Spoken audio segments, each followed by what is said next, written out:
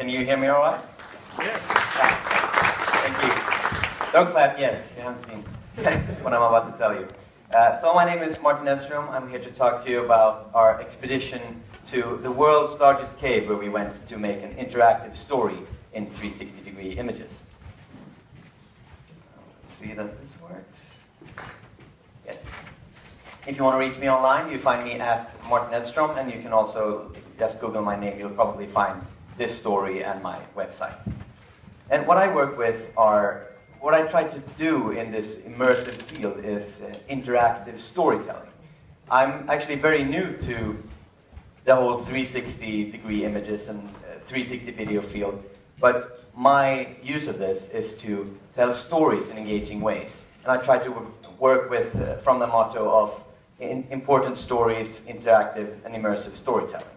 I try to use these immersive techniques to get people to understand complex stories, or simple stories for that matter, but important stories that you need to experience as if you were there to be able to understand.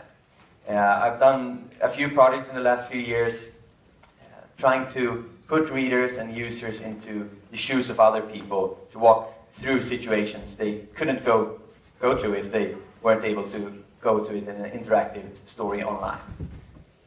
And this is all, for me, this is all about turning passive readers into active explorers, making you, instead of making you read a text or watch a movie from beginning to end, I want you to actively explore the story as if you were there. And as you all know, you people working here, you know that 360 images are great in exactly this regard, because we can really immerse people into a story inside the images of that story. So, back to this fantastic cave I'm going to tell you about. I first heard about Sundong, the world's largest cave, sometime last year. This is an absolutely fantastic place on Earth. I read about it, I saw some pictures of people who had been there, and since I'm such a nerd, I started immediately looking at maps, realizing that this place would be absolutely perfect to tell an interactive story from. I really want to make people go to this place online and be able to explore it for themselves, since it seems to be such a fantastic location to visit. And really astonishing fact about this cave is that it wasn't fully explored until 2009. I mean, the largest cave on Earth, has been hidden for millions of years, and we didn't find it until 2009. Before that, it was a cave in Malaysia that was famous for being the world's largest one, but now Sundong in Vietnam was found to be the largest one. So only a few hundred people have ever been to this cave or down inside the cave, which is just fantastic considering the immense size of this place. So when I was researching this, and when I was looking into making something from this cave, news suddenly broke that a Vietnamese tourism company wants to make a cable car system through the cave. I mean, we have just about found this cave, the scientists have started working with the cave, and now they want to build a cable car system through it, which would probably destroy part of the beauty of this pristine cave, of course. This caused a huge uproar online. People were really angry, both scientists and just regular people like me, wondering how could you even think to do such a thing before we could conduct studies and do research on this cave. So realizing this, that there might be a cable car system coming to this fantastic place, I realized we have to, if I want to do a story from this place, we have to do it now. So immediately I contacted my friends at National Geographic to help them fund an expedition to the cave, to make a digital copy of it, so to make a virtual tour, a kind of interactive story, to tell it to readers. Luckily enough, they said yes really quickly, and we needed, of course, more sponsors to make this huge expedition possible. So I got help from Dell and Intel as two main technology partners, and also a lot of other gear sponsors, several of them who are here today, including Color, Freedom 360, and Nodal Ninja, with lots of the specific 360 gear we needed to make this happen. Because of course we had to bring a massive amount of equipment to do this inside the cave, once in Vietnam. So this was sometime in October last year that I was able to get everyone on board, funding this massive expedition, and then we had to plan it, and we had to leave in January. This left only like 2 or 3 months to plan this really massive expedition that was bigger than anything I've ever done before. So we had Christmas in the way, we had to plan this through November, December, and we had to leave in January. And we have, of course, several really large challenges for making this interactive story happen from a massive place such as this world's largest cave. First of all, how are we going to light the largest caverns on the planet? I mean, we're not joking around. These are the largest natural spaces indoors, dark, that exist on this planet. How are we going to light those up? And not only light them in one direction, like normal photographers or videographers, but in all directions, in 360 degrees, to be able to capture it in 360 degrees. That was one momentous challenge. Also, how do we bring enough battery power for this? I mean, when we do 360 shots, we need to light the whole place up, often for long periods of time, and we don't have much electricity inside this cave. So how are we going to do that? Are we going to bring generators? Are we going to bring batteries? Or how on earth are we going to solve that? And also, how can we stitch inside the cave? How can we prototype on computers inside the cave? We need to be able to look at the 360 images, put them together, see that we get good enough material when we're in the cave. Otherwise, we might leave the cave and some of the images didn't turn out all right. So those were 3 challenges we had to address. And we just started planning from here. First of all, the lighting problem. We brought 3 of these fantastic lights. These are probably the strongest lights I've ever come across, at least. Portable X-LED lights from a small company, a one-man company in the Netherlands called X-LED Technology. It's basically like a flashlight, maybe 3 kilos, this big, and it produces insane amounts of light.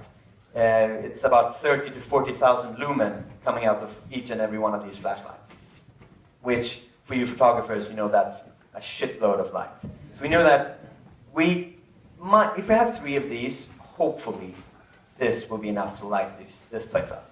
We still didn't know, though.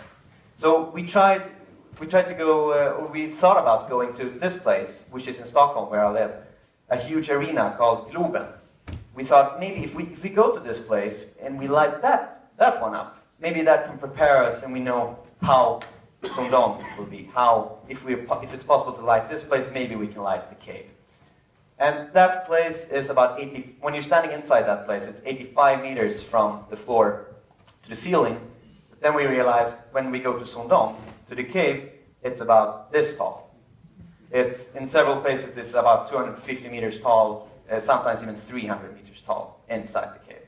So there was no way we could go there to Globen and try to light that. That wouldn't prepare us for the cave at all. So we just gave up and thought, okay, this is a make or break. We bring these 3 lights, we hope they work. Of course, loads of batteries for them. We had about 16 kilo batteries for all the lights, and probably 40 kilos in total for all the camera equipment. And after that, of course, a lot of specialized 360 equipment to be able to do these 360 images in many different ways. Low resolution ones and high resolution ones. And this was basically 2 sets of 360 rigs. The first one being the small R10 and R1 heads from Nodal Ninja, using basically just a fisheye lens to be able to capture some scenes in low resolution but still high quality shots from places where we couldn't spend too much time. And you have seen these rigs. They're really simple to work with. You can pack them on top of a tripod, put them on your backpack, run around inside the cave, and you're good to go with a full 360 system to work with. But then in some places in the cave, we wanted much more resolution. We wanted high resolution gigapixel shots. So then we also used the Gigaplan system, which is probably many of you know, a robotic arm that controls the camera to create many more images and create a gigapixel, or at least very high resolution shots. Those were the 2 camera systems we had for 360s. Then we had a lot of action cameras mounted on our helmets, many DSLRs, many GoPro cameras, many compact cameras, lots of cameras. And we made a really tight planning. We made a timesheet to make sure that we spent, when we went on the expedition, we had limited time inside the cave. We have to make sure we spend the right amount of time in the right place to capture these images. But then, after a while, we were planning this. This was sometime late December or early January. We had to just close the bags. It was time to go. And suddenly we were standing at the airport in Stockholm, just leaving with about 400 kilos of equipment, feeling very unprepared, but at least we had a plan. And we had to stick to that plan. So from there, suddenly we're standing knee-deep in the water in a river in Vietnam. This is on the first day of the expedition. To tell you where we are and where this cave is located, we're in the middle of the Phong Nha Ke Bang National Park, which is in the very smack middle of Vietnam. If you've been there, it's somehow between Hanoi and Ho Chi Minh City in Vietnam. This region is just jungle, very remote wilderness, and it was very hard hit by the Vietnam War, which makes it, unfortunately, there are a lot of unexploded explosives and landmines and stuff in this area. So apart from being very remote and kind of hard to trek through because of the jungle, it also has a potential explosive problem. So that adds to the problems we had to face, but we trusted in our guides to get us through this region. And we were heading into the middle of that national park to get to Son Doong, the cave. So we're walking here in this was this is a really fantastic place. I mean, I would easily go here and just make a 360 story about this national park as well. It's super beautiful, has a huge limestone massif, which is made for the formation of all these fantastic small caves and grottos everywhere. And we trekked through this. We started just going through the terrain, and suddenly we're coming to the foot of a mountain where we know that we're coming up towards the entrance of this massive cave. And we like sensed there was something coming here. We come to the foot of the mountain. Everything starts sloping down, it's much more calm, you don't hear the birds anymore, and then suddenly we start going down this small terrace and arrive at the opening of this massive cave. This hole looks kind of large, because over here you see my assistant photographer Eric rappelling down, but considering the huge size of the rest of the cave, this opening is nothing. I mean, I can't even believe that such a small hole would lead to something that large. But then we come to this opening, we rappel down about 60 meters into the darkness, and then we're down. We're down into the world's largest cave. This is a map of the place. It spans from about 5 kilometers from north to south in a perfectly straight line, because there's a river, an underground river, that has formed the cave over millions of years. And that's the path we were going to take through the cave to make these 360 images along the way. We've just come in here through these boulders here and start to make our way into the cave. And this is how it looks like when we're walking down inside. And this is the point where I start. For the first time, I realized what I've gotten myself into. Me and my team, we've done 360 projects before, of course. We're used to that, but now we're wading through a river inside the world's largest cave, which is pitch black. We can only see what our headlamp shows a few meters ahead of us, and we're going to rush into this darkness and create a 360 story. And this is the kind of place where we feel really, really small. But we had a plan, we had to stick with it, we had to go in there and make this happen. So we just rushed on and didn't care about these insecure feelings we got from the huge darkness. So we rushed towards the first section of the cave that's called Hope and Vision, and coming up to a formation called Hand of Dog. And just to give you a sense of the logistics involved in this, we were, first of all, me and my assistant photographer. We had another photographer who just took all the behind-the-scenes photos and the videos you just saw. We had one person simply responsible for the planning, keeping track of the timesheet to make sure we went from each location at the right time, to make sure we didn't spend too much time in each location. And we had three people simply responsible for running around the cave with a lamp in one hand and a walkie-talkie in the other. That was the only thing they did 24/7, just running around the cave to light it up. We were standing in the middle with the camera, and we were telling them, you have to run 1 kilometer that way and place the light there. You have to run over there and put a light over there. That's what they did. So that was my core photography team, to just be able to rig the place up and take the pictures. Then we also had about 7 guides, the cave explorers and scientists who first found the cave and are the experts and could help us, take us down and take us through this massive cave, since it's quite dangerous in some places. And then we also had a crew of about 40 people, porters, helpers, expedition staff to help us get through the everyday logistics. Because me and my team, we were just focusing on getting the pictures, and that took all our time. So all the rest of the stuff we had help with, of course. So now about 60 people are running through this part of the cave, and we're setting up for the first photo. And this, we hadn't thought about this. Like, okay, we have 60 people moving through the cave. Like, oh, God, they're going to be in the picture. No, how didn't we think about this? But then we go up on this large stalagmite over here. We see the red dot. And we run up there, start setting up the tripod.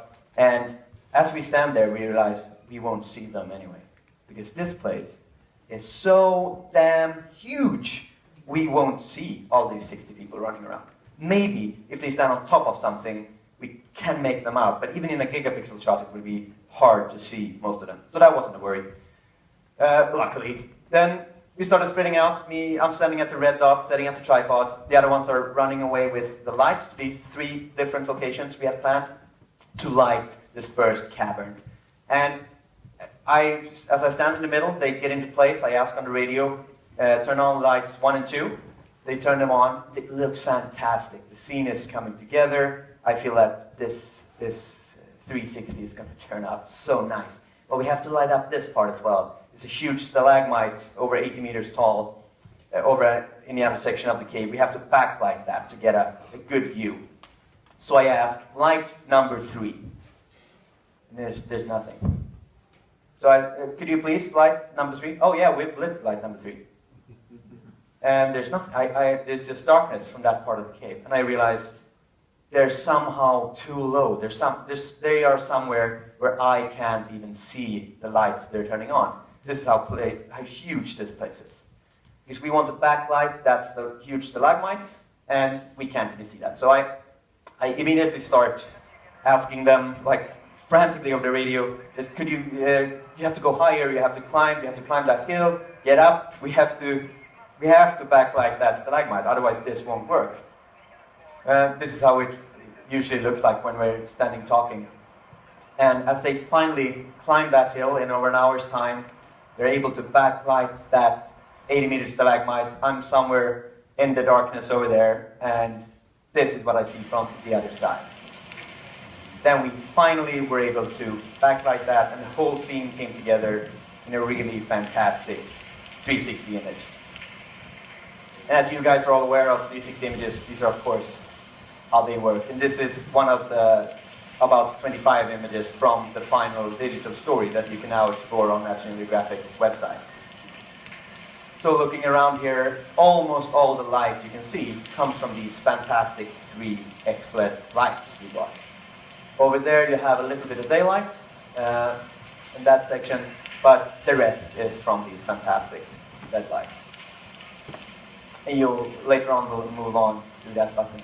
But also, since we did many of these shoots in really high resolution, gigapixel 360s, here you can zoom in and see this person standing, which gives some kind of scale to this massive, massive place. And also, of course, there's an interface to this. Once you're browsing this story online, you get the whole map section, which this is all built with Color's Panel Tour and a lot of extra scripting to make stuff like this work. And you get this fantastic map and a description panel where you can read about the cave as you move through it. And again, if we zoom in, we realize that not only is this zooming factor and the high resolution really cool for us who are like novices about caves and just want to look at a cave, but it's also it turned out really important for the researchers working with this cave. Because now many of them have been there, they've spent weeks in the cave studying it, but since it's so dark and so huge, they can't even, they've never even seen this. I mean, they walked around in the cave with a headlight, and this is several hundred meters from where they're standing on the cave floor, so they can't even see this stuff. But now, thanks to this digital story and these 360 images, they can take a closer look at the cave in really, really high detail. So, moving on to the other side, we're going to click the arrow, move towards that part of the cave and see how it looks like from atop that stalagmite where the person is standing. So in the next image, we're standing on top of that stalagmite. And now we're looking back toward the same pillar. This one is about 80 meters tall. And that's a person. Which really, I mean, this place is huge. This is wide enough that this whole section, the largest Boeing 747, can easily fly through this place, for the whole stretch, which is just insane. And thankfully, we placed people like that, because if we didn't have people in the shots, it would look like it's a small, I don't know, small hole or something. We need these scale models to be able to see how this actually looks. And now we're coming up onto one of the absolutely, what really makes Sundong even more spectacular than its size, the fact that the light you see here, this is not the exit or the entry. This is one of the collapsed dolines. The doline is where the cave ceiling has collapsed so that daylight comes in. This has made the cave come alive. In two places it has a forest inside. And this is what we're entering into over there. And there you can see a row of tents. That's where we slept. So this is about 200 meter high opening, which is just staggering. So once we had covered that one, we got the lights in place, we knew that, yes, the lights work. They actually are able to produce enough light to light this massive place up. We knew that we could do this. This was the hardest section. This was the darkest, largest section of the world's largest cave. We knew we could do it. And as you know, you 360 photographers, before we stitch the images, we can't take a look in the camera. Or we can have a look, but we can't see the final 360 image. So it was extremely important for us to, every night we sat down in camp, just stitching all the images, putting together, see what we had, to make sure that this shot turned out all right. And once we did that in camp, we could celebrate, we knew, perfect, it worked, we can move on through the cave, we're going to be able to do this. But before we sat down by the computers and did this, you never really know if you have good enough stuff. So thankfully we brought 2 laptops to do that. So now, yeah? No, we had a generator as backup. We brought loads of batteries, but we also had a generator that we had to use toward the end. And here we're moving up through this fantastic doline, the place where the cave ceiling has collapsed, so the daylight comes in, and we're getting on top of one of those huge stalagmites, which is just a fantastic, like Jurassic Park kind of environment. And as you can see here, it's also a preview of one of the 360s. Here you have the daylight hole up here, and thanks to the sunlight coming in, you get this whole environment comes to life, and it becomes a small bush forest. As this stalagmite comes into view, you have this absolutely fantastic formation. This is formed over hundreds of thousands of years as water has dripped from the cave ceiling, spiraling down, creating this stalagmite over the course of time, which is absolutely stellar. Of course, we set up shoots here, started shooting in many places inside this doline. You're able to walk around and see it for yourself in the final story. That's online now. And this is a good picture to show how we worked inside the cave. Because, as I told you, walkie-talkies were absolutely essential. We had to use radio to communicate. Just me at the camera and my lighting team were always spread out, sometimes by kilometers. We have to talk on the radio to be able to just say, no, you have to change the light over there, or you have to run a kilometer more, or climb that hill, or something. So I was basically standing in the middle doing nothing, and they were running around the cave. And we also used laser pointers, just like this one, because once we were standing here, looking in here, and they were trying to light something, we needed to show, no, you have to be over here, or you have to go here and light it. and then they could move into that part of the cave. But if we didn't have the laser pointers, it would be extremely hard to describe over the radio how to place the lights or how they should move within the cave. So after this section, we also found this Gower section, which would seem like a perfect place to document. We started spreading out there as well, placing the lights in 3 different places. And this came together fairly easily, thanks to the fantastic lights we had brought. And this is a good view of how most of our time was spent. I was standing somewhere, we were looking at lights, asking for them to light it. We see the scene start to come together with the first light, and then start to plan for the rest. Usually we place the light really far off to light some details, and then place more closer to the camera, floodlighting it to be able to capture the whole cavern. And then we stand in the middle, set up the gigapan shot or the lower resolution shot, and do that one. Also an important part was to place people, so we could scale models inside the cave. And like I told you, I had a fun job. I stood in the middle. I could always see the scene come together. But my dear assistants who placed the lamps, they were always just sitting there inside the cave, being completely blinded by sitting in the darkness and turning on a 30,000 lumen light in the middle of a dark cave. But then we just kept their camera rolling, and as the batteries started to come out, we had to stop the camera, switch the batteries for the lights to make sure we always had complete lighting throughout the whole 360 shoot. So this is how that scene came together.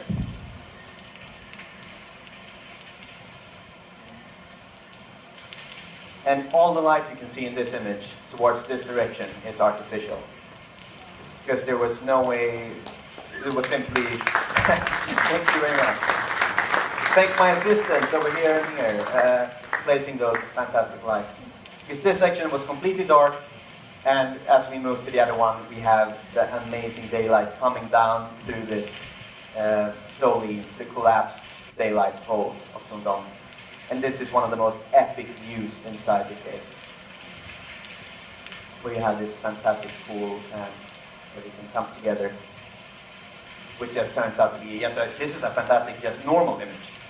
It doesn't have to be 360. I think this works just as well. But it is even more cool in 360, of course, when you can look at this and then look the other way. As we zoom in here, of course, we have the person standing up here as a scale model again. And this is the place we were standing in the last image I showed you, atop of the dolly, to give some scale of how we move through the cave. These were extremely important, because otherwise you would have no idea when looking at this digital story online, really, of how huge this place is. But with this person up here, you can somehow get a sense of it.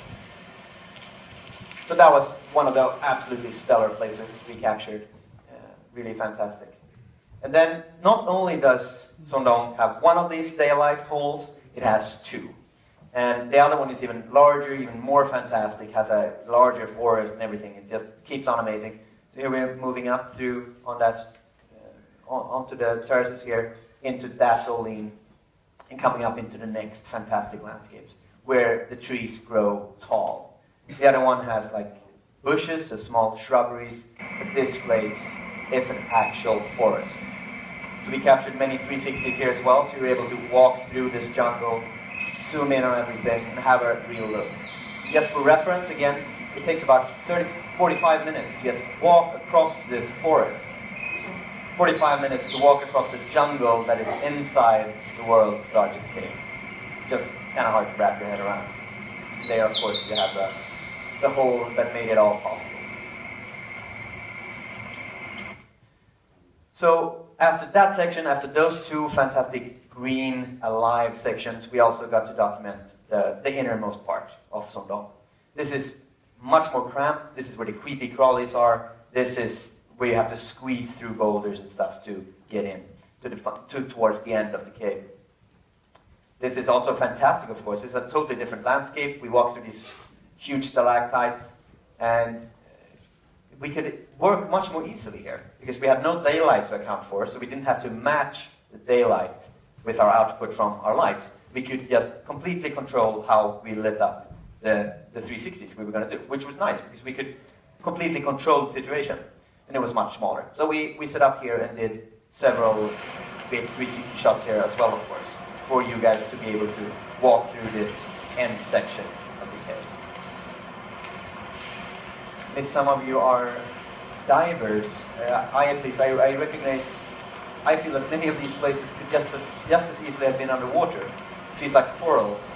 It feels like the type of coral mountains you can see as you're diving. Just fantastic formations that we also, of course, captured in really high resolution. Many of the shots are either 500 megapixel or over 1 gigapixel shots for you to be able to zoom in on every location. Then as we move, usually you can go a bit farther than we could do inside the cave. Because when we came towards the end, a lake had formed. This was something unique to this year. They have no idea where this water came from. Some of it from rain, but some of it also from underground rivers that go through the cave. So this proved to be a perfect ending for us to end the expedition and also to end the story.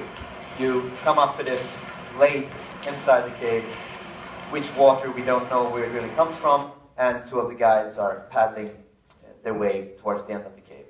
And the cave researchers are currently looking at this because the massive amounts of waters in this section, the last stretches of Sondong, they still don't know where it comes from. And they are such massive volumes that they think they must pass through some other cave system on the way.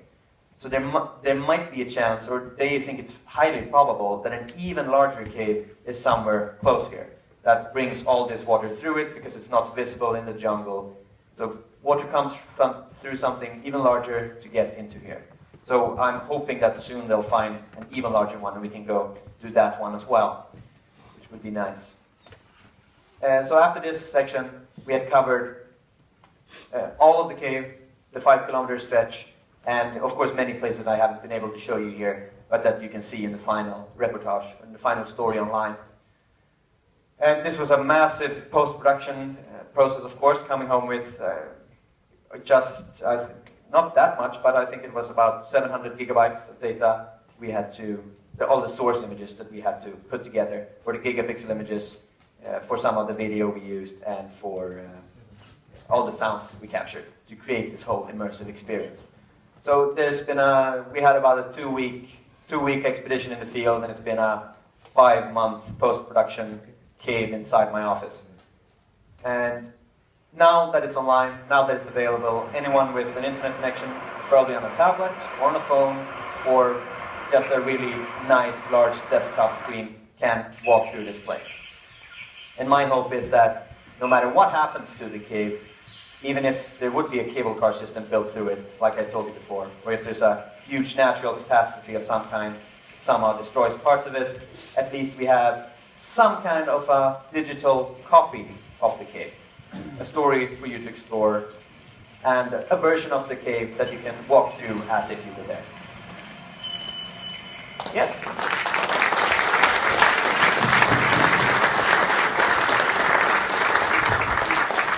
Thank you very much. I have a question. Yes. Where are you? There, yeah. How long did it do the shooting? Huh? The shooting? How long did it do? You mean for each image, or no, the whole expedition? The whole expedition. Yeah, it was. We were in Vietnam for about 2 weeks. We were inside the cave. Inside the cave, I meant. Yeah, in the cave for about 4 or 5 days, but we spent like a week around the cave because we have many images outside as well. We slept for about 4 or 5 days inside the cave. Okay, and the second question, did you use bracketing? Huh? Did you use bracketing? Yes, of course. I forgot to tell you. Yes, we did. In many of the images, we used 5-step bracketing, and in some of them 3, but almost always we used bracketing. There were just a few shots inside the cave where we could totally control the lighting environment. Then we could do just one step or no bracketing. But in most of the places where we had both daylight and even though the lights were really strong, daylight is always stronger. So we had to bracket. Yeah. There's another one? Yeah, waiting for the microphone. Yeah. I saw you using a gigapen. Yeah. Is there a reason for using the gigapen instead of other gigapixel motorized heads? Yeah, basically it's just because it's the one me and my team have been using for a while, and it works. It works well. We looked at other solutions, but since for this expedition we were all used to it, it was best to bring something we knew, something we had worked with for a long time, and it works well. It's kind of slow. It's hard to customize and stuff. So we're probably going to change solution, but for now it worked really well. And from the hardware-based side, what was the most unexpected thing you had to come around? Most unexpected. I think that was probably the hard place to, how extremely hard it was to place the tripod in some places. That was one of the, one really hard thing. As you saw one of these images, in the beginning I was standing on top of this stalagmite, which basically I was standing on top of the stalagmite like this. It's a very slippery thing, and we have to place the tripod and just move around it and be able to take that 360 image. That was an extremely hard thing to work around in many places, since we still wanted those shots, and we should have brought some other tripod solution to be able to put better on top of those really small spaces to have it stable. That one, and also of course the lighting challenges were always enormous. In several places we had envisioned we could take a 360 image from one spot and light it up from the directions that we had planned on the map, but once we came to that place it was impossible because we couldn't place the lights, we couldn't get them in the right position, and they didn't provide enough light. So we had to work around finding locations where they actually worked, or wait around for daylight to subside. So yeah, that was a huge challenge. Often took hours just to place the lights. Yeah. I have two questions. National Geographic is the owner of your work, of this project? No, actually not. Since I'm a freelancer, in this case, they have supported the expedition. They have rights to some of the material, but I mean the whole experience, all the 360 images, and I made sure that I have the rights to almost everything of it.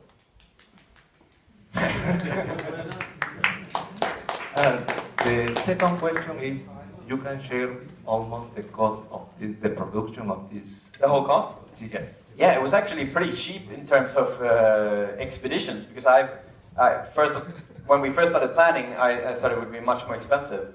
But all the logistics, if we don't take any salaries or any of the people we had to hire or something, just all the logistics was about, maybe including flights, including all the prep work in Vietnam, including the hiring the guides and stuff, the local guys that helped us, was probably about $60,000 to $80,000, which is, in terms of expeditions, actually extremely cheap.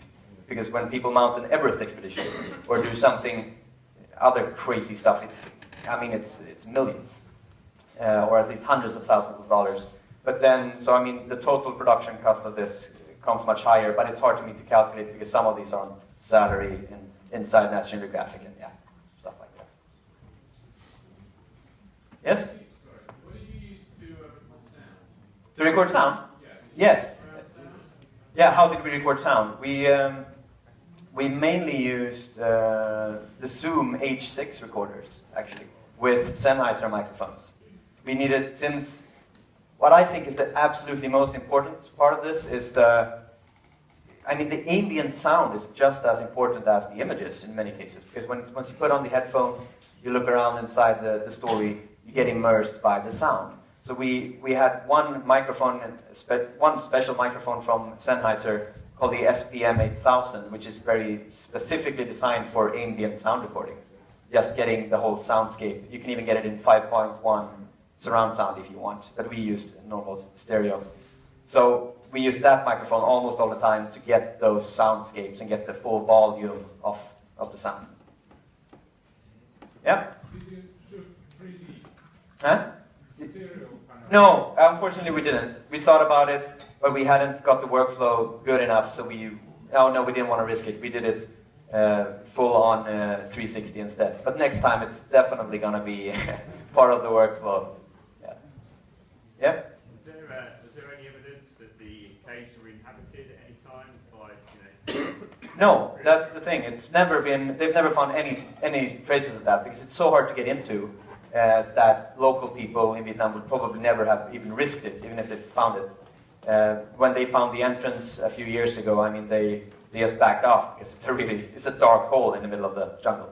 So they found the skeleton of one cow actually, which is kind of weird. Probably that one drifted off from a farm and just happened to fall down the hole. That's the only thing they found. So there are monkeys, there are birds, and a lot of insects, but no humans have ever been there before, we think. A few hundred by now. Yeah? Last question. Yes, in the back. Martin, do you have any 360 video content? Yeah, actually, we have a really small amount because we brought two Freedom 360 rigs that we recorded in several places. But since that was always a second priority, and we got way too busy with just creating the actual 360 images, we never had time enough to create what we wanted. So we did not include that in the final production because it didn't turn out as well as the images. But next time we will have to make sure that that's top priority as well, because it would be fantastic to have that. Yeah. Thank you, Mark. Thank you very much.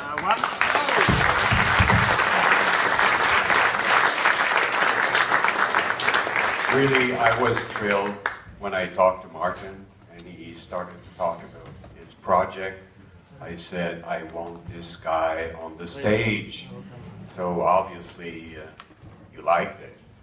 So next speaker is Mr. Thomas Rauscher from Garden Gnome, who will talk about the new feature of his latest revision of Pano 2VR.